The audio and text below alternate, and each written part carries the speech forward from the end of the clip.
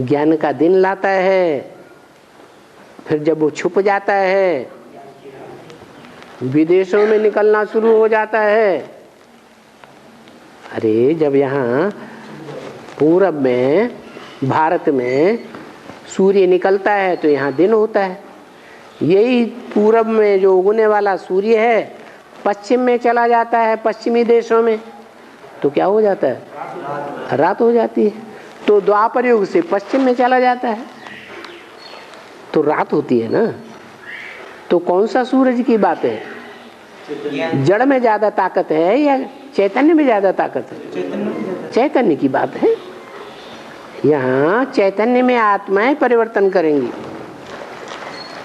समय परिवर्तन नहीं करता। समय को परिवर्तन करने वाले चाहिए, अपने आप कुछ नहीं होता। और रुद्र कब कहेंगे बाप? रुद्र रुद्र आपको कब कहेंगे? रुद्र बाबा ने बोला मैं बिंदी हूं, तुम आत्माओं का बाप हो। बिंदी का बाप बिंदी, चींटी का बाप चींटी, हाथी का बाप हाथी, सांप का बाप सांप जैसा लंबा। मैं बिंदी तो तुम बच्चे भी बिंदी, लेकिन फर्क क्या है? मुझ बिंदी का ही नाम शिव है और तुम बिंदियों का नाम कुछ भी नहीं है। क्या तुम्हारे शरीरों का नाम पड़ता है?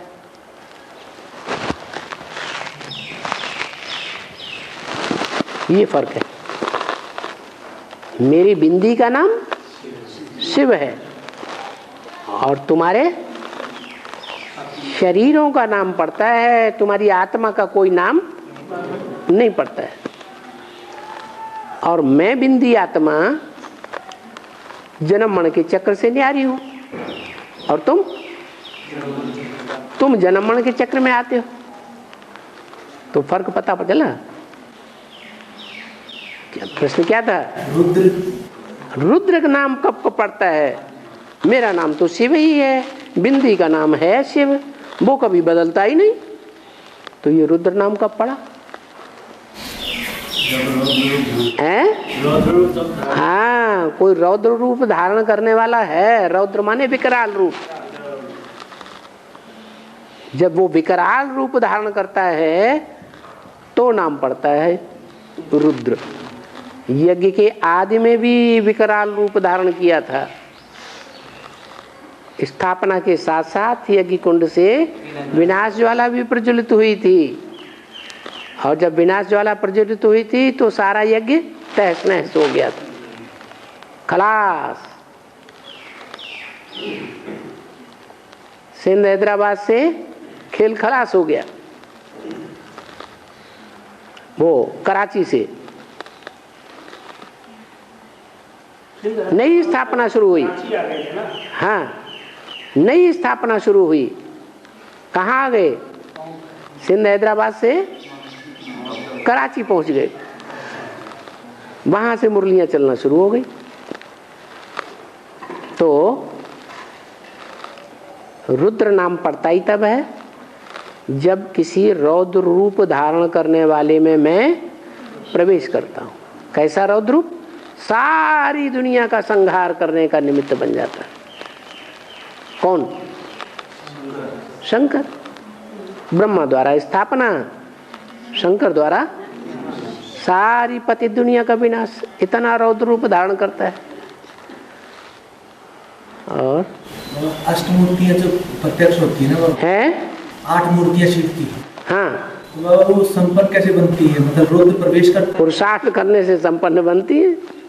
प्रवेश बिना पुरुषार्थ के थोड़े ही संपन्न बन जाएंगे।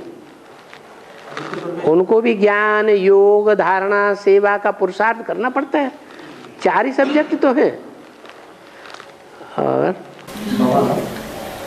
मैं मन की बात बोलना चाहता हूँ। मन की बात बोलेंगे और व्यक्तिगत बात बाद में बोल लेना। ये मन की बात बोलना तो व्यक्तिगत बात हो गई है। सब अपने अपने मन की बोलने लगेंगे तो ढेर सारी बातें हो जाएंगी। और ज्ञान की बातें बोलो। फिर अलग से मन की बात बोल लेना है। हाँ बोलो बोलो बोलो। बाबा दिग्पाल है, दिग्पाल किसे कहेंगे? दीपाली। दिग्पाल, दिग, दिग माने दिशा, पाल माने पालने वाला। क्या? दिग्पाल माने दिशाओं को पालने वाले।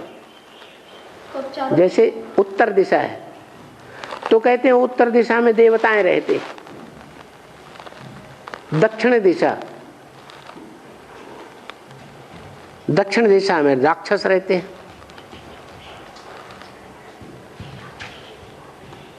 अफ्रीका है ना, अफ्रीका ठेठ दक्षिण तक है कि नॉर्थ में है? पूरा दक्षिण में। दक्षिणी अमेरिका किधर है? पूरा दक्षिण में। तो ये दक्षिण के जो भी प्रदेश हैं उनमें जो धर्म पल रहे हैं वो राक्षसी धर्म है। इसलिए कहा दक्षिण में जो दिशा को पालने वाला है वो है दाढ़ी मूछ वाला। देखा है कोई देवता दाढ़ी मूछ वाला देखा है? ब्रह्मा तो देवता है ही नहीं। अष्ट देवों में की बात हो रही थी ना, अष्ट देवों में कोई दाढ़ी मूछ वाला है? मूछ है किसी को? अरे धर्मराज को नहीं देखा? हाँ, धर्मराज मूछ वाला है। तो विकारी है या निर्विकारी है? विकारी है। और बाबा 18 से बाबा पोते को होगा कि प्रजापिता बाप समान बाप समान बनागा तो शिव बाबा की परम धाम के चले जाएगा ना आत्मा को ले जाएगा? सब आत्मा को देवान छुड़ा के ले जाएगा ना। देवान के साथ ले जाएगा कि देवान छुड़ा के ले जाएगा? है छुड़ा के ले जाएगा। देवान छुड़ा के ले जाएगा तो देह कैसे छूटेगी? देवान छूटेगा कैसे? देवान छुड़ाने का काम देहधारी करेगा या जिसको देह है ही नहीं वो करेगा? है कौन है देहधारी? जिसको देह नहीं है। अरे किसको देह नहीं है? शिव को देह नहीं है। धर्मराज को देह है या नहीं?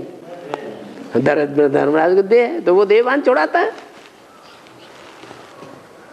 और अभी भी कहा कि शंकर जो है पति दुनिया का विनाश करेगा।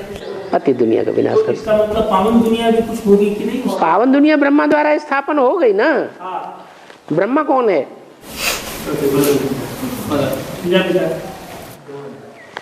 प्रजापिता ब्रह्मा तो है, लेकिन प्रजापिता जो ब्रह्मा है, बड़ी अम्मा है, उसके साथ बड़ा बप्पा होना चाहिए ना।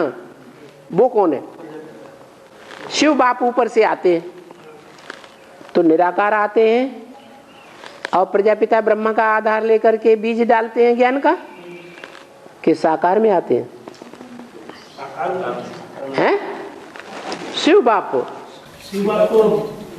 निराकार आया और निराकार ने ज्ञान का बीज डाला, क्योंकि वो है ही ज्ञान का बड़ा भंडार, अकूट भंडार।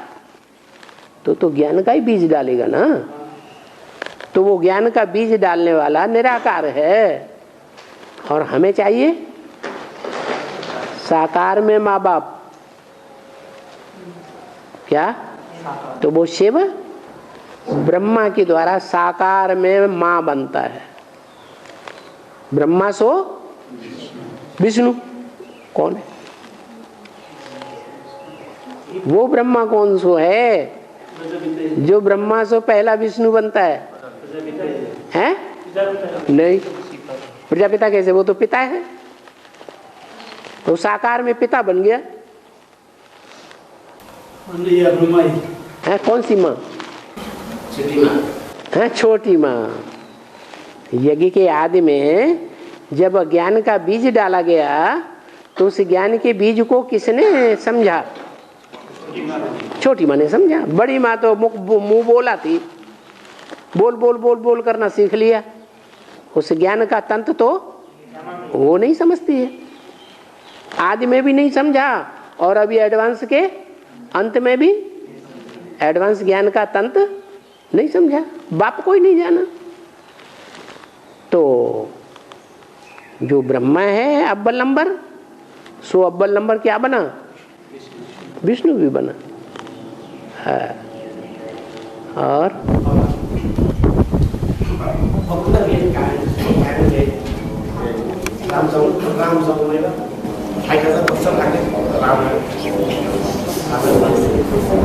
क्या बोला? बोलता है कि भक्ति मार्ग में है कि राम का जो समय है वो 60,000 वर्ष।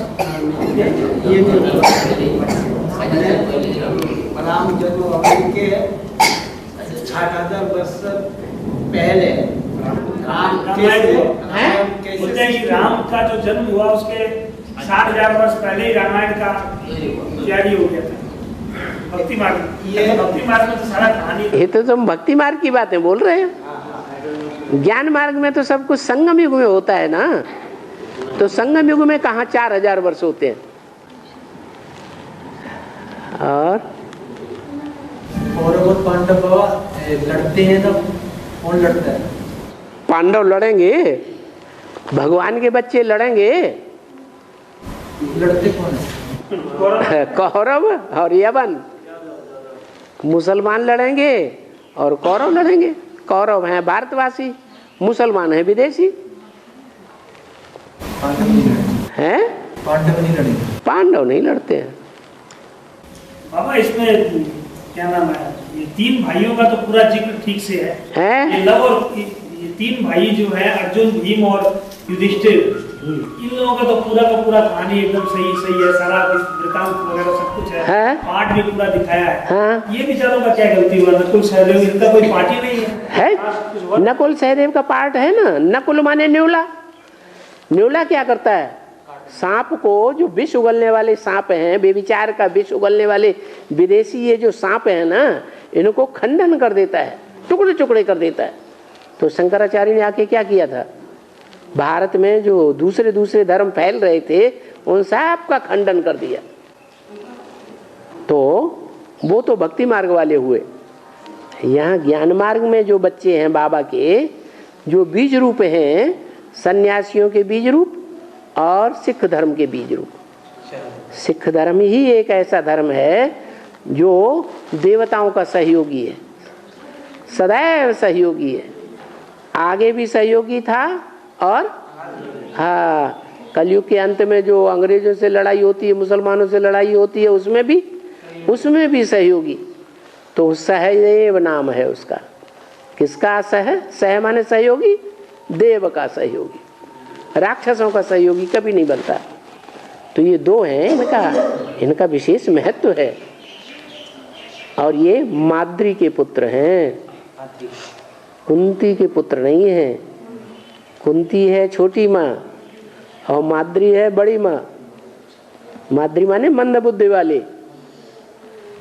जिसने बाप को नहीं पहचाना, पहचानते हुए भी नहीं पहचाना। और यह क्रिया करने के बाद मैं जो यह करता हूँ, मैं दिन नहीं आता है, लेकिन आपका चेहरा भी आता है। मैं क्या तो चेहरा मरा हुआ याद आता है कि आत्मा वाला याद आता है? मुर्दा चेहरा याद आता है या आंखों में जिंदगी याद आती है? चेहरे में जो आंखें हैं उनमें रोशनी याद आती है या आंखें बटन वाली मुर्दा चेहरा याद आता है? तो जो रोशनी है वो किसकी रोशनी है? तो आता ही नहीं बाबा। हैं? आता ही नहीं। हाँ, तो जो आता है वही तो शिव बाबा है। और बाहुबल हैं? बाहुबल जो होता है ना बाबा, हाँ, सात्विक कब होगा, कैसे होगा? बाहुबल आत्मिक बल से सात्विक बनेगा। बाहुबल जो है वो शरीर का बल है और शरीर जो है वो 5 तत्वों से बना है। इन 5 तत्वों से बने हुए शरीर में रावण के 5 विकार भरे हुए हैं। तो रावण के 10 सिर हो गए, 5 विकार और 5 तत्व। क्या 5 विकार माया रूपी विकार हैं ये, काम क्रोध लोभ मोह अहंकार। और उस माया जो है वो क्या करती है, जब लड़ते लड़ते तंग आ जाती है तो फिर क्या करती है, वो नहीं 5 तत्वों का जो संघात है, पृथ्वी धरणी, उससे हाथ मिला लेती है, प्रकृति से हाथ मिला लेती है, तो वो 10 हो जाते हैं। ये रावण के जो 10 सिर हैं वो फिर बहुत बलवान हो जाते हैं। और इनका बाप कौन है? हाँ, रावण के चित्र में रावण के 10 सिरों के ऊपर कौन दिखाया है? गधा। गधा कौन है? वो ब्रह्मा वाली आत्मा समझती है कि मैं साकार भगवान हूँ, तो मेरे साकार के संग से सारी दुनिया सुधर जाएगी। दुर्योधन दुशासन तो सुधरने वाले नहीं, तो उनको तो छोड़ देता, तो किसको पकड़ता है? गोपियों को पकड़ लेता। तो जो गोपियां हैं वो समझता है कि इन गोपियों के संग के रंग से मैं सारी दुनिया को सुधार लूंगा, मैं भगवान हूं। भगवान के संग के रंग से दुनिया सुधरेगी या दूसरों के संग के रंग से सुधरेगी? तो वो ये धंधा करता है।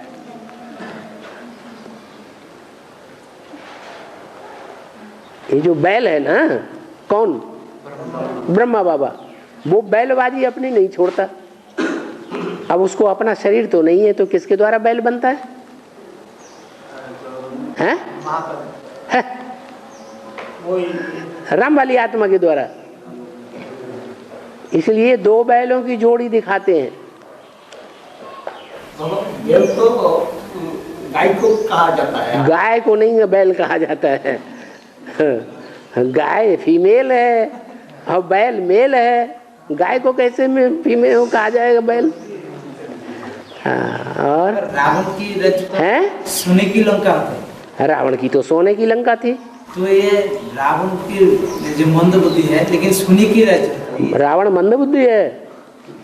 रावण रच है, हाँ रुलाने वाला रच है। हाँ, रुलाने वाला है, लेकिन फिर भी सन्नों के जो महल सन्नों है, सोने की जो दुनिया है। हाँ, सोने की दुनिया है कि नहीं? उसकी चमकीली दुनिया है कि नहीं? सोना चमक मारता है कि नहीं मारता है? हैं?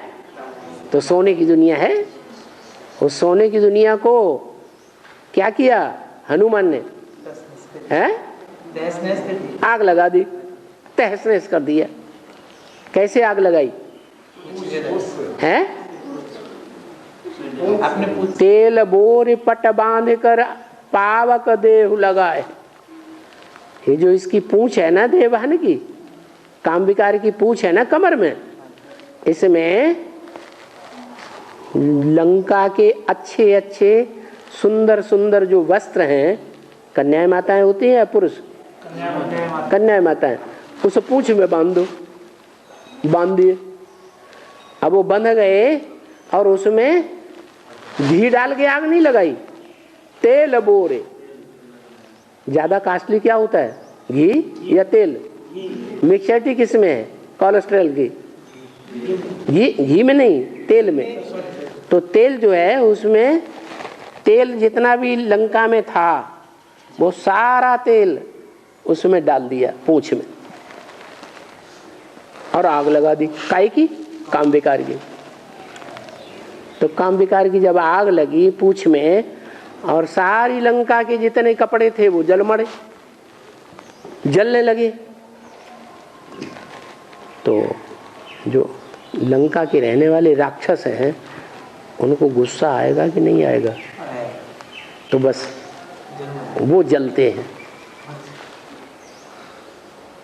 अभी ऐसा ही हो रहा है। बाबा हाँ इसमें निभाने के लिए एक कहानी था, वो बताइए ना। हैं? वो बोलता है पूंछ को बुझाने का भी एक कहानी था, वो भी बताइए। अरे उसी सागर में जाकर के डुबो दी, वो ज्ञान सागर। ज्ञान के सागर में जब डूब गया तो पूंछ अपने आप बुझ गई।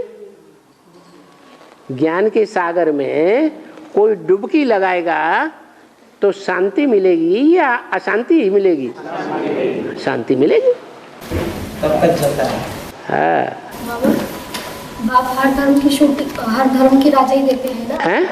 बाप जब आते हैं तो हर धर्म की राजा ही देते हैं आकर के। हाँ, हर धर्म बाप जब आते हैं तो हर धर्म को राजा ही देने का काम बेहद का बाप, जो आत्माओं का बाप है, वो नहीं करते हैं। वो सिर्फ आत्मा बनते हैं, उनको ही राजा ही देते हैं। कौन धर्म वाले में आत्मा बनते हैं?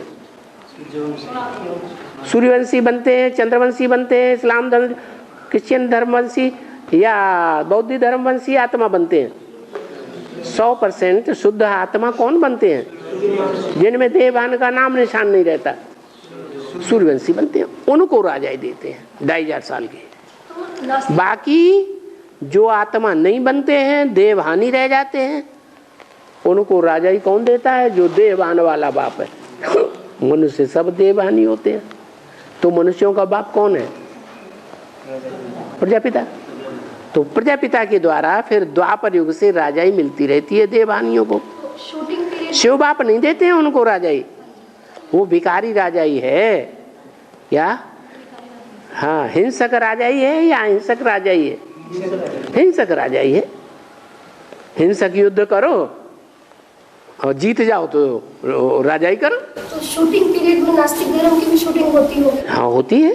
तो उसमें बाप और बच्चे कैसे शूटिंग पीरियड में आते हैं, मतलब कैसे होती है? 2028 में शिव बाप का काम सूर्यवंशी चंद्रवंशी राजधानी स्थापन करने का पूरा हो जाएगा कि रह जाएगा? हैं? पूरा हो जाएगा। तो शिव बाप का काम खत्म। शिव बाप कोई बच्चों को आप समान बना के जाएगा या ऐसे ही चला जाएगा?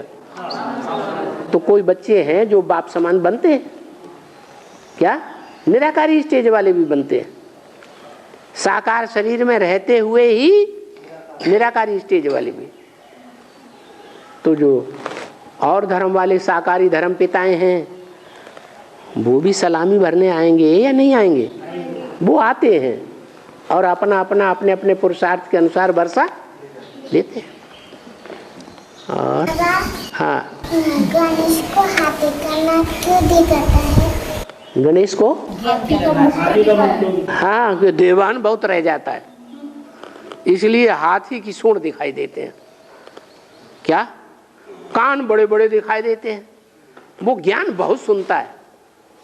ज्ञान का ही सुना जाता है, कान से सुना जाता है। तो बड़े बड़े कान हैं। बताओ, अपनी ब्राह्मणों की दुनिया में सबसे ज्यादा ज्ञान कौन सुनता है और सबसे पहले कौन सुनता है? ब्रह्मा बाबा। वो ब्रह्मा बाबा गणेश है, बड़े बड़े कान हैं। क्या? বাবা এই সত্য যুগে যে 150 বছর आयु होगा तो 150 বছর बाद में तो देह छोड़ेगा। तो ये देह क्या होगा छोड़ेगा पर? तो भी तो माने आगुन में नहीं जलाते हैं वो देह। जैसे देह को छोड़ देंगे सतयुग के अंदर में। हाँ, देह छोड़ देते हैं। नहीं, जब अपने इच्छा हुई देह छोड़ने की टाइम आता है। हाँ, तो छोड़ देते हैं। तो उसी का कहानी बताती है कि पूछती है कि उस समय फिर क्या होगा जब देह छोड़ने का टाइम आता है तो वो देवताएं समंदर के किनारे चले जाते हैं। समंदर की ऊंची सी लहर आती है और वो शरीर छोड़ देते हैं और उस गंदगी को, मुर्दे को उठा के सागर ले जाता है। एक साथ जुगल में कि एक साथ माने ये सागर में? सतयुग त्रेता में। माने जुगल जे माने जुगल। हाँ, वहाँ जलाने की या जमीन में गाड़ने की दरकार नहीं पड़ती।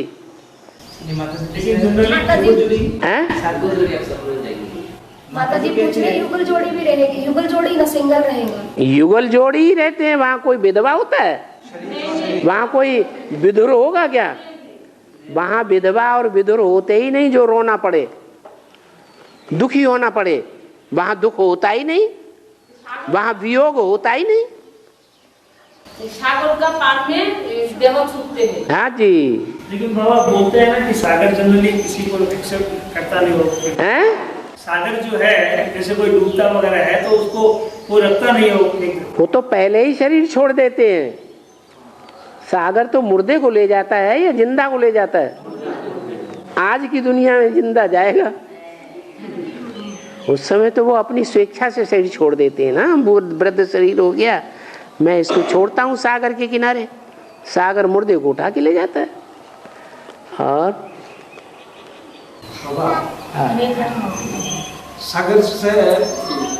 सागर मंथन से अमृत कैसे निकलता है? कैसे निकलता है? कैसे निकलता है ये बारे में कुछ ये बात समझ में नहीं आती।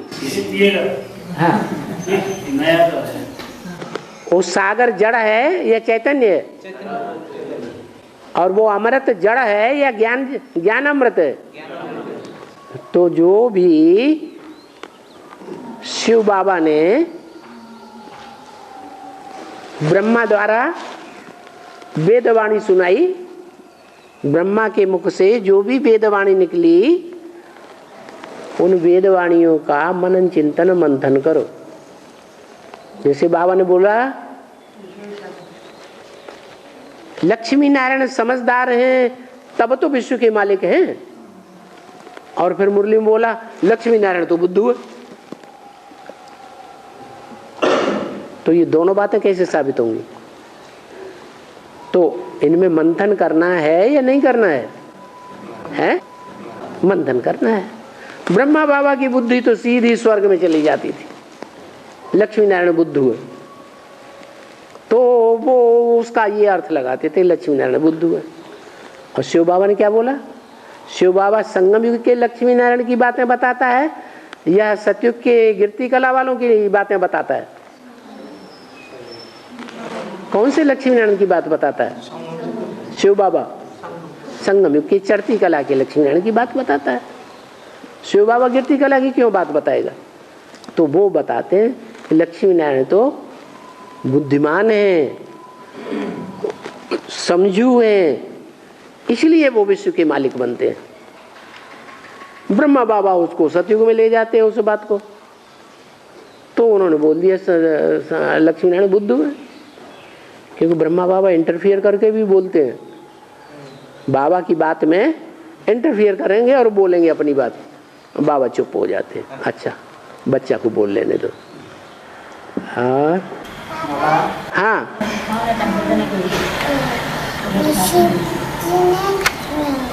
शिवाजी ने जगदम्बा बोला। शिवाजी जगदम्ब क्यों बोला है? जगदम्ब क्यों बोलता है? हाँ, वो जगत की अम्बा है ना। वो जगत की अम्बा कलयुग में बनती है या सतयुग त्रेता द्वापर में बनती है? सारे जगत की अम्बा, सारा जगत कहते हैं 500-700 करोड़। कब बनती है? हैं? कलयुग के अंत में जाके सब धर्म वाले होते हैं, 500-700 करोड़ की दुनिया होती है, तब जगदम्ब बनती है। और शिवाजी आते कब हैं? कलयुग में आते हैं कि द्वापर में आते हैं कि सतयुग त्रेता में आते हैं? कलयुग में आते हैं, इसलिए उनके मुंह से जगदम्ब निकलता है। बाबा हाँ, जब अंत में बाबा सब हमारे 500-700 करोड़ ले जाएंगे, फिर से परम धाम से आगे से कौन सा शरीर मिलेगा? 500-700 करोड़ आत्माएं जब वापस पृथ्वी पर आना शुरू होगा ना। नहीं, इनका कहना है कि 500-700 करोड़ जब आत्माओं को शिव बाबा लेके चले जाएंगे, हाँ, तो उसके बाद में फिर कैसे वो जिन्होंने ज्यादा पुरुषार्थ किया होगा आत्मिक स्थिति में रहने का, वो आत्मा पहले आएंगी। जो अंत में संगम युग के अंत तक देवान में ही बने रहेंगे, आत्मिक स्थिति में रहने का पुरुषार्थ नहीं किया, वो देवान वाले बाद में आएंगे। जो आत्माएं आत्मिक स्थिति का ज्यादा पुरुषार्थ करती है वो परम धाम में ऊंची स्टेज में रहती है, शिव बाबा के नजदीक नजदीक। और जो आत्मिक स्थिति का उतना पुरुषार्थ नहीं कर पाती वो नीचे नीचे की ओर है। तो नीचे वाली बाद में उतरेंगी। जब परम धाम से आएंगी तो आपको सूर्य कैसे लेगा? हैं इन्हें बोल लेने दो। सूर्य कैसे मिलेगी?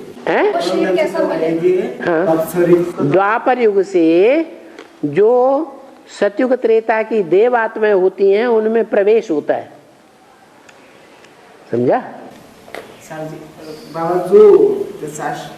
सतयुग त्रेता में जो देव आत्माएं होती हैं ना, वो ही देव आत्माओं में ऊपर से आने वाली दूसरे धर्म की आत्माएं प्रवेश करती हैं और प्रवेश करके उनके संग के रंग से पाप कमाती हैं। उनका जब पाप बढ़ जाता है तो उनको शरीर लेना पड़ता है, 5 तत्वों में जन्म लेना पड़ता है। और संगम वो सतयुग त्रेता में ऊपर से आत्मा उतरती है और देवी देवताओं के गर्भ में प्रवेश करती है। जो पहले आएगा उनके लिए कैसे शुरू होगा? पहले माने जो पहले आएगा, पहले सतयुग में पहला पत्ता आएगा। तो कैसे आएगा? पहला लक्ष्मी नारायण नहीं है जो शरीर को रिजुविनेट करते हैं योग बल के द्वारा, उनमें प्रवेश करते हैं। अरे जो नर से नारायण बनते हैं, नारी से लक्ष्मी बनते हैं, उनको शरीर नहीं छोड़ना पड़ता, उनका शरीर बर्फ में सुरक्षित रहता है योग बल के आधार पर। उसी योग बल के आधार पर सुरक्षित हुए शरीर में बाद में जब बर्फ हट जाती है तो उनमें ऊपर से आने वाली नारायण की, नर से नारायण बनने वाली आत्मा प्रवेश करती है। वो शरीर चैतन्य हो जाते हैं और उनमें वो ब्रह्मा सरस्वती वाली आत्मा है, माने राधा कृष्ण की आत्मा उनके गर्भ में प्रवेश कर जाती है। यहाँ बुद्ध रूपी पेट में प्रवेश करके कार्य करती है। कहाँ? संगम में। और वहाँ स्थूल पेट में प्रवेश करके जन्म लेती है। नहीं समझ में आया? आया। हाँ बाबा, सतयुग में जो बाबा साहूकार का जन्म है, सतयुग में जो हम लोग साहूकार का पद लेते हैं, हाँ, तो ये पद चेंज कैसे होता है, शूटिंग कैसे होती है? यहाँ जो ज्यादा पैसा देते हैं, ज्यादा दूसरों को ज्ञान धन बांटते हैं, वो वहाँ बड़े बड़े साहूकार बनते हैं। ये क्या बड़ी बात हो गई? जैसे राजा हरिश्चंद्र पहले राजा था, फिर चंडाल बन गया। राजा हरिश्चंद्र, हाँ, राजा हरिश्चंद्र की कहानी किसकी है? सत्यनारायण की जो कहानी है वही सत्यवादी राजा हरिश्चंद्र है, कोई दूसरा थोड़ा ही है। नारायण को भी सतयुग में दिखाते हैं और सत्यवादी राजा हरिश्चंद्र को भी सतयुग में ही दिखाते हैं। और तो शूटिंग कैसे होती है? शूटिंग यहाँ कैसे होती है? चंडाल बनने की शूटिंग पहले गरीब होता है कि नहीं? सब कुछ यज्ञ में अर्पण कर करके सब कुछ शिव बाबा विश्वामित्र को देता है कि नहीं? विश्व का मित्र कौन है? शिव बाबा। तो शिव बाबा को तन मन धन सब कुछ अर्पण कर देता है या नहीं? गरीब बन जाता है कि नहीं? बन जाता है। बाद में विश्वामित्र जब पूरी परीक्षा ले लेते हैं तो सब कुछ वापस मिल जाता है। और 500-700 करोड़ आत्मा से आत्मा भक्ति मार्ग में होगा 95%, अज्ञान मार्ग में होगा 95%। अभी तक है। अभी भक्ति मार्ग में 100% कब होगा? क्या कह रहे हैं ये? ज्ञान मार्ग में 100% कब होगा? ये बोलते हैं अभी जैसे 1% ही है ज्ञान मार्ग वाले, और भक्ति मार्ग वाले 98-99 बहुत है। हाँ, बहुत है। तो ये जो 98-99 ये 100% कब ज्ञान मार्ग में आएंगे? लास्ट में। इस बारे में ये सतयुग में आने वाली आत्माएं हैं जो 1-2% है। हैं? ये बोलते हैं कब जल्दी है? जब 36-37 होगा तब वो भी आ जाएंगी 700 करोड़। पूरा पूरी हो जाएगी। नास्तिक भी आएगा हैं? नास्तिक वालों भी आएगा। नास्तिक भगवान को नहीं मानेंगे अंत में। वो तो अभी जब एटम बम फटेंगे, अभी तो एटम बम नहीं फोड़ रहे ना, वो जानते हैं हम फोड़ेंगे तो हम भी खलास हो जाएंगे, तो अभी तो फोड़ नहीं रहे। फिर अंत में क्या होगा कि जो जिसको कहते हैं 12 शिवलिंग, किसके? शिव के या शंकर के? हैं? 12 जो ज्योतिर्लिंगम हैं वो किसके कहे जाते हैं? शिव के कहे जाते हैं। तो शिव के जो 12 ज्योतिर्लिंगम हैं उनमें कौन प्रवेश करता है? हाँ, जो निराकार है वो तो एक ही मुकर्रर रथ में प्रवेश करता है, और जो शंकर है वो उन 12 ज्योतिर्लिंगम में प्रवेश करता है। हैं? प्रवेश होती है तो झटका नहीं लगता है? झटका लगता है। वो बीज रूप स्टेज में प्रवेश करता है या भूत प्रेत बन के सूक्ष्म शरीर से प्रवेश करता है? हैं? फिर ये भूत प्रेत जब प्रवेश करते हैं तो झटका लगता है, चेहरा मोहरा बदल जाता है, आंखें लाल लाल हो जाती हैं। और झटका देने वाला कौन होगा उस समय? हाँ, झटका देने वाला दुखदाई होगा या सुखदाई होगा? शिव बाबा तो आते हैं पता भी नहीं लगता, कब आते हैं कब चले जाते हैं, ब्रह्मा को भी पता नहीं लगता। वो तो हल्का फुल्का है आत्मा, उसके ऊपर पापों का बोझा थोड़ा ही है जो वजन पड़ जाए। हाँ। बाबा, ओम नमः शिवाय में एकलव्य का उंगली क्यों कटा दिखाया है? ओम नमः शिवाय में एकलव्य का उंगली क्यों काटा है? एकलव्य का उंगली क्यों काटा? उंगली नहीं काटा, अंगूठा काटा। उंगली जो है वो आत्मा की सूचक नहीं है, जो अंगूठा है ना वो आत्मा का सूचक है। हर आत्मा अलग अलग संस्कारों वाली है कि सबके संस्कार एक ही है? तो अंगूठा में ऐसा ऐसा निशान है कि यूं अंगूठा लगाओ तो सबके निशान अलग अलग आएंगे कि एक ही जैसे आएंगे? 500-700 करोड़ मनुष्यात्माएं, किसी के अंगूठे के निशान एक जैसे नहीं मिलेंगे। तो अंगूठा जो है आत्मा का सूचक है। तो जो द्रोणाचार्य गुरु थे उन्होंने उसकी आत्मिक स्थिति अंगूठा काट लिया, आत्मिक स्थिति रूपी अंगूठा। आत्मिक स्थिति रूपी अंगूठा कट गया तो देवहानि बन गया कि नहीं? क्या बन गया? देवहानि बन गया। कौन? एकलव्य। कौन? जो एक को याद करता था। क्या नाम? राम वाली आत्मा। वो राम वाली आत्मा जो दुनिया का विनाश करने के निमित्त बनती है, वो देह अभिमानी बनने के कारण फिर सारी दुनिया का अपवित्रता से विनाश कर देती है।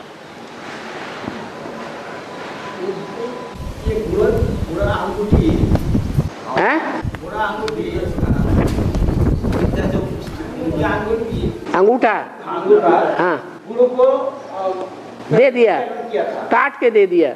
हाँ हाँ दे दिया ना, आत्मिक स्थिति रूपी अंगूठा दे दिया। लो, आपको आत्मिक स्थिति रूपी अंगूठा चाहिए, ये लो। हम देवान से ही सारा कार्य कर लेंगे विनाश का।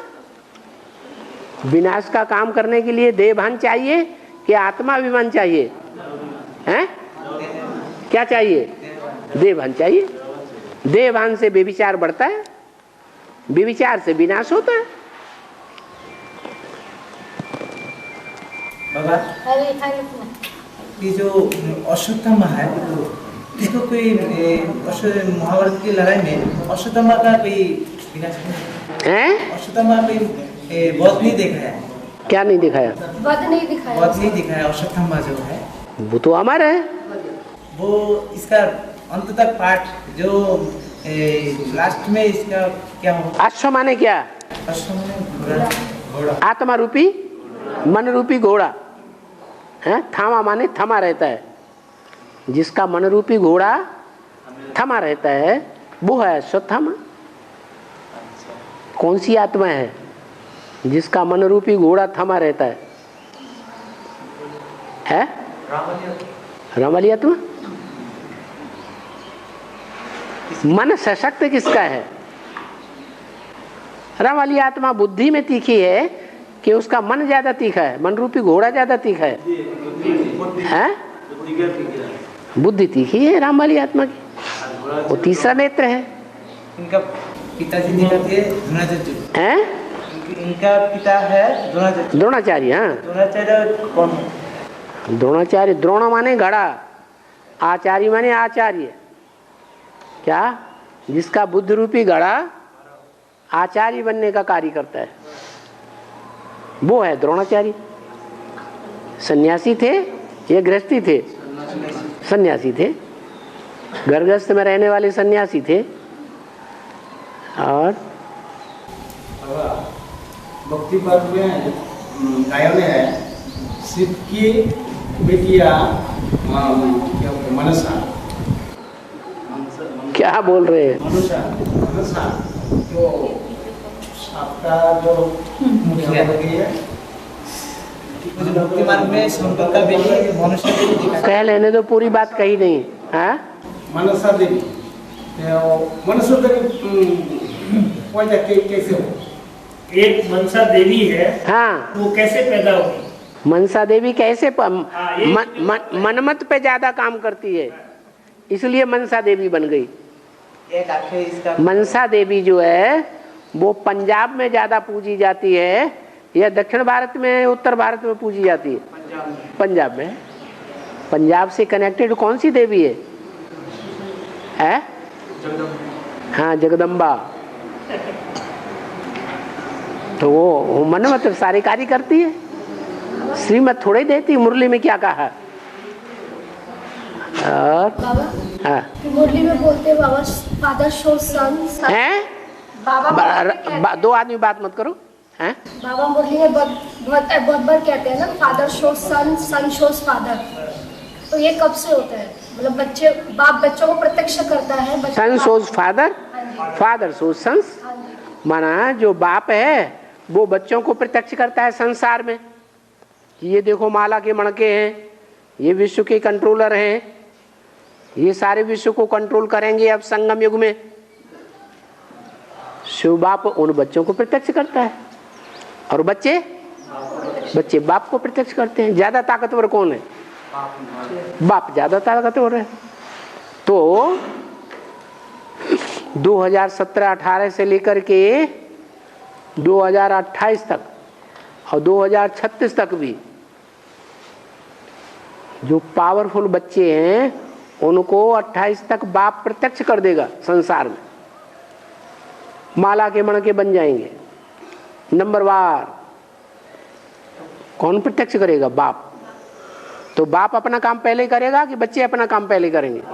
बाप अपना काम पहले कर देता है, बाद में फिर बच्चे संसार में इब्राहिम, बुद्ध, क्राइस्ट के सामने बाप को प्रत्यक्ष करेंगे। तो बाबा ये माला जो बनती है फिर ये टूटती भी तो है ना? यज्ञ के आदि में माला बनी थी, बनाते थे और बार बार टूट जाती थी कि नहीं है? टूट गई है माला, मोती बिखर गए, 2 दिन रहे साथ और फिर आपस में बिखर गए। तो यज्ञ के आदि की यही कहानी थी ना। तो आदि हुआ सो अंत में भी ऐसा होगा। माला तैयार होगी और माला तैयार होने के बाद सारे विश्व में सेवा करने के लिए जाएंगे, दूसरे धर्मों में, दूसरे देशों में, और एटम बम फट पड़ेंगे अचानक चतुर्थ विश्व युद्ध में। जब एटम बम फट पड़ेंगे तो क्या होगा? धरणी हिल जाएगी, बड़े बड़े मकानात सारे गिर जाएंगे, मकानों में जितने लोग रह पड़े हैं दुनिया में वो सब दब के मर जाएंगे। और एटम बम के फटने से क्या होगा?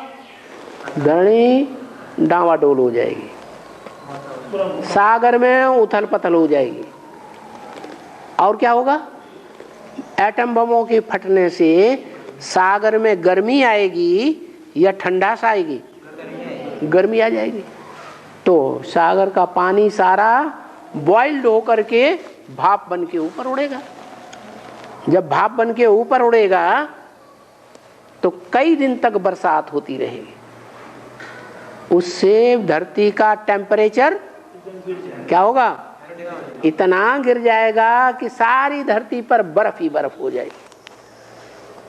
तो बाबा के जो 108 के मणके हैं गले का हार बनने वाले, वो सारी दुनिया में बिखरे हुए हैं, बर्फ में दब जाएंगे कि रह जाएंगे? दब जाएंगे। 2 दिन रहकर साथ न जाने किधर गए, बिखर गई है माला मोती, बिखर गए। आदि में हुआ सो अंत में भी होगा। और बाबा तो ये जो मटके हैं जिनके बारे में ये बोले आपने कि वो बमों के द्वारा वो सारे दब जाएंगे बमों के कारण, तो बम, एटम बमों के फटाके से हाँ जो फिर बारिश होगी, मूसलाधार बारिश होगी, टेम्परेचर गिर जाएगा और सारी दुनिया में बर्फ ही बर्फ हो जाएगी, वो उसमें दब जाएंगे। तो ये जो मणके हैं ये चूंकि भारत के अंदर में तो कत्लेआम होगा, मारकाट मचेगा ना। मारकाट तो ये चतुर्थ विश्व युद्ध में नहीं, तृतीय विश्व युद्ध में होगा। अच्छा। ये महाभारत युद्ध जो है 28 की बात है।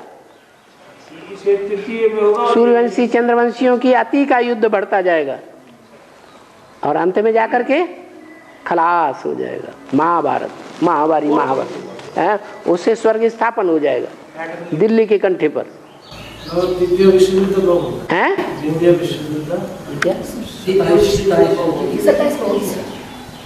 ये युद्ध जो है ना, तृतीय विश्व युद्ध, मारकाट जो होगी कब होगी? अरे पूरी राजधानी स्थापन होगी तो युद्ध होगा कि नहीं? एक तरफ राजधानी स्थापन होगी, दूसरी तरफ युद्ध शुरू हो जाएगा। एक तरफ हाहाकार, दूसरी तरफ जय जयकार। जहां राजधानी स्थापन होगी उनके लिए जय जयकार, और जहां झगड़े टंटे मारकाट शुरू होगी वहां हाहाकार।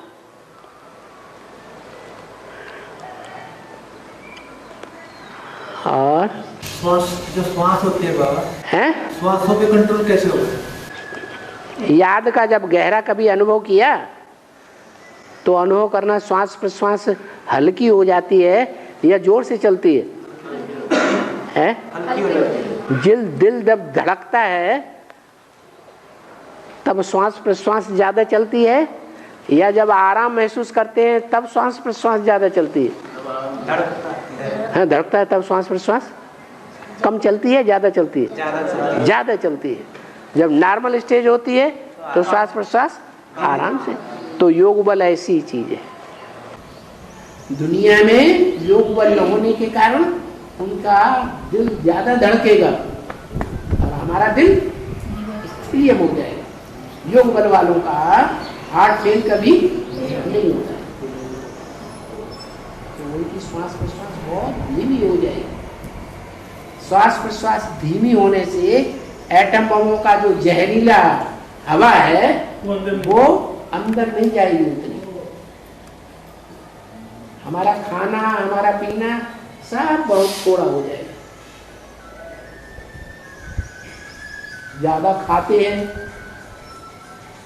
तो ज्यादा भिखारी बनते हैं या निर्विकारी बनते हैं? भिखारी बनते हैं। निजाम बादशाह को 500 रानियां थी, कितना खाता था? जब नाश्ता करता था तो केले का एक लंबा चौड़ा लंगर आता था पका हुआ, उसके सामने रख दिया, सारा पापा पापा पापा सब खा जाता। नाश्ते नाश्ते इतना तो उसका नाश्ता था, तो खाना कितना खाता होगा? आई बड़े पेट वाले। ज्यादा भोजन करना, ज्यादा नींद करना, ये विकारियों की निशानी है। नींद कम हो जाना, भोजन कम हो जाना, यहाँ तक कि टट्टी पेशाब भी कम हो जाना, श्वास प्रश्वास भी कम हो जाना, ये योगियों की निशानी है। बाबा मुरली वजह से बहुत पूछते बच्चे कि बाबा हमारा पुरुषार्थ चाहकर भी नहीं हो पा रहा है और कभी नहीं चाहते तो अच्छा होता है। तो बाबा ने कहा कि अच्छे कर्मों की रील घूमती है तो पुरुषार्थ ऊपर जाता है और बुरे कर्मों की रील घूमे तो पुरुषार्थ डाउन होता है। तो कई लोग होते हैं जैसे मान लीजिए मार्केट जा रहे हैं, इच्छा हुई कुछ खा लिया तो पुरुषार्थ तो डाउन हो गई, तो फिर वो नाम देने के बाद पुरुषार्थ धीरे धीरे चल रहा है, तो ये तो ड्रामा में था। एक के बाद सही है, फिर मतलब उनका पुरुषार्थ ही धीमा चल रहा है, वो उन्होंने खा लिया तो एक तो पुरुषार्थ पहले ही धीमा चल रहा है, हाँ जी, और दूसरे उल्टा पलटा जाके भोजन कर लिया, हाँ, तो जैसा अन्न वैसा मन नहीं बनेगा। बनेगा। ठीक? तो फिर जो ये पूर्व जन्म के ही दुष्कर्म काम करते हाँ हैं जी। या इस जन्म के भी दुष्कर्म काम करते हैं? दोनों दोनों के, यहाँ के भी काम करते हैं। यहाँ अगर दुष्कर्म करते हैं ज्ञानी होने के बावजूद भी तो 100 गुना पाप चढ़ता है, और पूर्व जन्म में जो पाप कर्म किए थे उसमें 1 गुना ही पाप चढ़ता है। बाबा जो फौजी होते हैं, जो फौजी फौजी, हाँ वो तो मतलब लंगर का खाना खाते हैं, वैश का खाना खाते हैं, हाँ, तो उनके लिए क्या छूट है, मतलब आप कैसे खाएंगे? वो तो बाहर की दुनिया के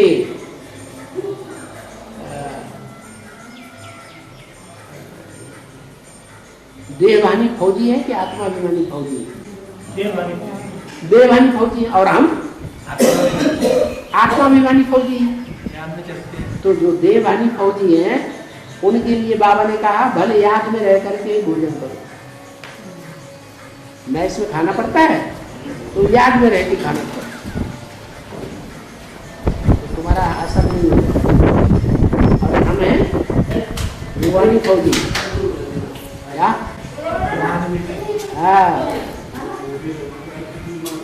हमारा क्या काम है?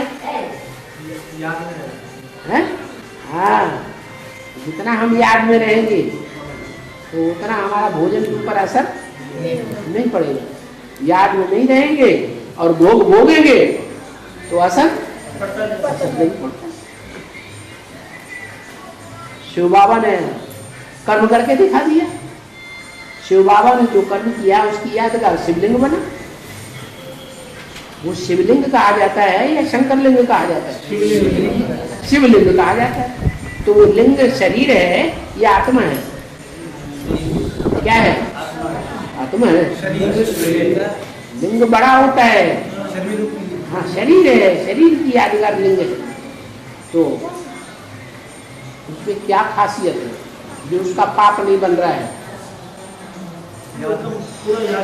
हाँ, 100% याद में रहने से वो कर्म करते हुए भी उसका पाप नहीं बनता है।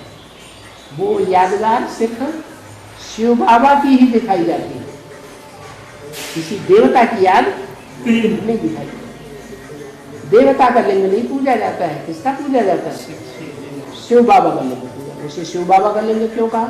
शिव बाबा तो निराकार है, उसको तो इंद्रियां होती नहीं। जिस रथ में प्रवेश करता है वो ही शरीरधारी है। और बाबा जो बोलते हैं कि भोलेनाथ भांग खाता था, वो तो प्रसाद है, ऐसे बोलते हैं भक्ति मार्ग में। तो ज्ञान सुनाने के टाइम में वो लोग बोलते हैं ये सब अच्छी चीजें खानी चाहिए, भांग खानी चाहिए, शिवरात्रि में ये खाना चाहिए, वो खाना चाहिए, प्रसाद है, भांग खाना चाहिए। बोलते हैं ना भक्ति मार्ग में। भांग में एक चीज डाली जाती है कि अनेकों चीजें डाली जाती है? अनेकों चीजें डाली जाती है। वो तो व्यभिचारी चीज हो गई ना। वो एक का सेवन करता था कि अनेकों के संग करण का सेवन करता था? हैं? तो ये बंगड़ी हुआ ना।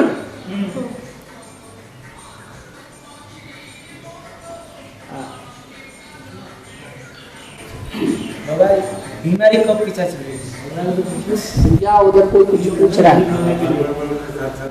आप पूछ दीजिए वो जो पूछना चाहते हैं। हाँ, हमको इसने कहा कि मैं बंगला में बोलता हूँ, हाँ, और आप जरा पूछ दो। हाँ बोलो। तुम बंगला में पूछो, हम हिंदी बोल देंगे। हाँ हाँ बोलो। बोलो ना, बड़ा तो बराबर।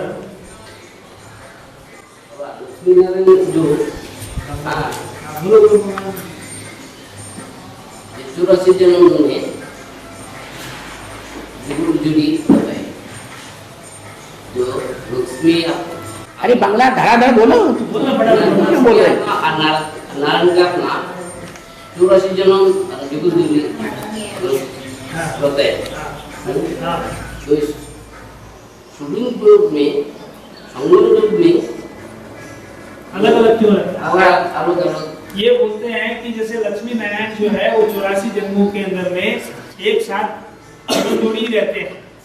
नहीं, हर युग में जुगल जोड़ी बन के नहीं रहते हैं, लेकिन नजदीक रहते हैं। अरे एक जन्म में स्त्री एक जन्म में पुरुष बनते हैं कि नहीं? तो कभी कभी ऐसा भी तो होता होगा कि दोनों पुरुष बन जाएं। तो जब पुरुष बन जाएंगे तो एक जोड़ी कैसे बनेगी?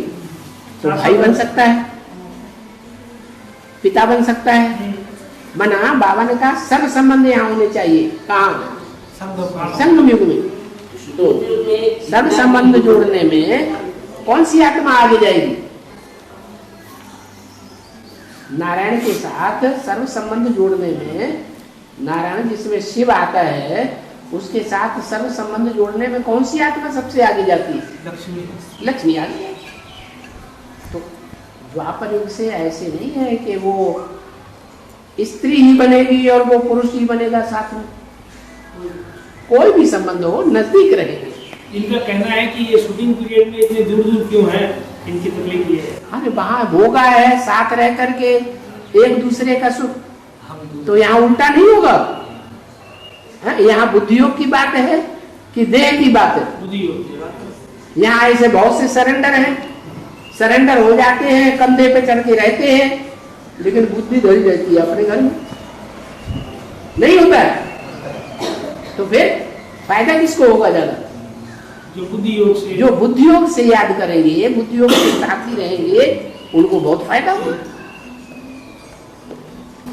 और जो अष्टदेव है वो सरेंडर हेड होते हैं या बुद्धि योग में जो सरेंडर है वो होते हैं? बुद्धि योग से सरेंडर होना और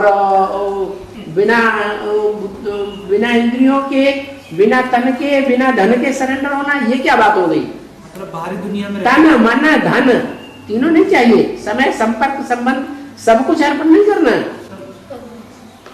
सिर्फ बुद्धि से सरेंडर कैसे हो जाएंगे? बाहर की दुनिया, अरे जहाँ हमारा मन होगा वहां हमारा तन होगा। ये तो हो ही नहीं सकता कि मन सरेंडर कर दे और तन न जाए, सरेंडर न हो। मन सरेंडर होगा तो सब कुछ सरेंडर हो जाए। मन सरेंडर होगा तो धन भी वहां सरेंडर हो जाए। मान लो किसी ने सारी जिंदगी कमाई की हुई धन संपत्ति अमेरिका में कारखाना खोल दिया और वहां लगा दी और अपने बच्चों को भेज दिया कि कारखाना संभालो जाके, खुद हिंदुस्तान में रहता है।